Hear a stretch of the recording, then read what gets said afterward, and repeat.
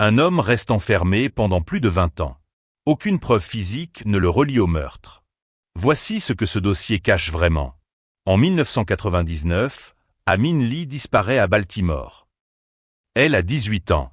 Elle quitte le lycée Woodlawn au volant de sa Nissan Sentra grise. Elle doit récupérer sa cousine avant le travail. Elle n'arrivera jamais. Sa famille alerte la police. Les recherches durent plusieurs semaines. Le 9 février, un ouvrier découvre son corps. Il est partiellement enterré à Lincoln Park. L'autopsie conclut à une strangulation manuelle.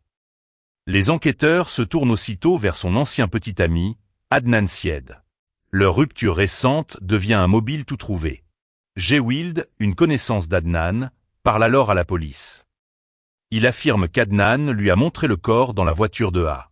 Adnan lui aurait demandé de l'aider à l'enterrer. Mais ce témoin change son récit à chaque interrogatoire. Il devient pourtant la pièce centrale de l'accusation. Un autre témoin, Jennifer Pusatri, ajoute un détail troublant. Wild l'aurait appelé depuis le téléphone d'Adnan. Elle affirme que Wild lui a rapporté des aveux. Le premier procès tourne court. Les jurés surprennent une dispute entre l'avocate et le juge.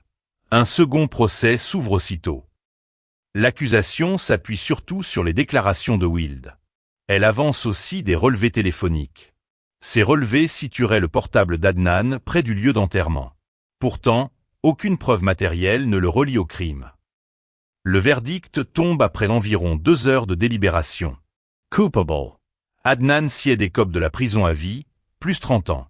Il clame son innocence depuis le premier jour. En 2014, le podcast Serial rouvre l'affaire au grand jour. Des millions d'auditeurs découvrent les failles du dossier. En 2022, un juge annule la condamnation. Adnan Syed sort de prison, libre.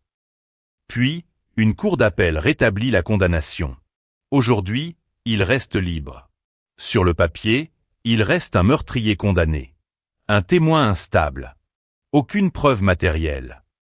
Une justice qui hésite, annule, puis revient en arrière. Que cache vraiment ce dossier judiciaire? N'oubliez pas de vous abonner pour suivre plus d'infos sur ILS nous mente. À bientôt.